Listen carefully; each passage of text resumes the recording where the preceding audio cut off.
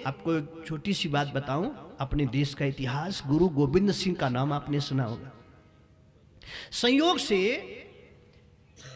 एक दिन बैठ करके हाथी पर अमृतसर में थोड़ा घूमने के लिए निकले। बगल से गुजर रहे थे, एक पत्थर का टुकड़ा आया और सीधे माथे पे लगा।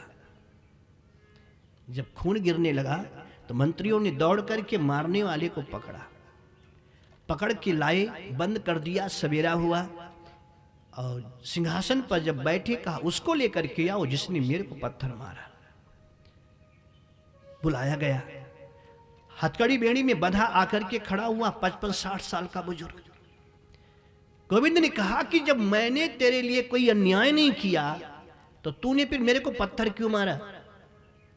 रोते हुए कहा, अन्नदाता आप चाहे फांसी दो चाहे मुक्ति दो, सच यह है मैंने आपको पत्थर नहीं मारा। तो किसको मारा? कि सच यह है मेरे 2 बच्चे हैं, मेरी पत्नी मर चुकी है, दिन भर मैं मजदूरी करता हूं और जो मिलता है उससे मैं अन्न लेकर जाता हूं, बेटे को रोटी बना के खिलाता हूं। लेकिन ये मेरा दुर्भाग्य था कि आज जब मैं आया काम करने के लिए तो मुझे पूरा दिन काम नहीं मिला ही नहीं। और सोचा जब मैं यहां से चल रहा हूं जाऊंगा तो बेटे कहेंगे बापू रोज की तरह कुछ खाने को लाओ, तो क्या दे दूंगा? तो मैंने सोचा कि लाओ ये पका हुआ बेर का पेड़ है, एक पत्थर मारूं, 2-4-10 पके हुए पेड़ से फल गिरेंगे और बच्चों को दे दूंगा, बेटा आज ये खा के सो जाओ, फिर कल तुम्हारे लिए रोटी की व्यवस्था करूंगा।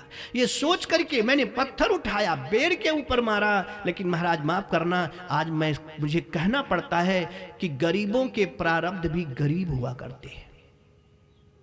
गरीबों का जो प्रारब्ध है वो गरीब हुआ करता है। क्यों? कहे मैंने पत्थर मारा था बेर के पेड़ पर, लेकिन निशाना बेर के पेड़ पे ना लग करके सीधे आपके मस्तिष्क पे लगा।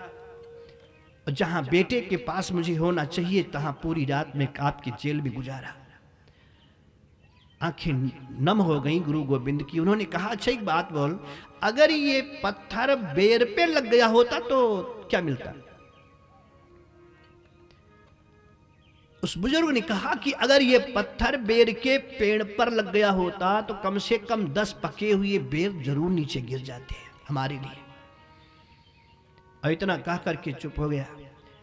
गुरु गोविंद सिंह ने बुलवाया महामंत्री को, कहा सुनो 20 गांव की जमींदारी इसके नाम कर दो।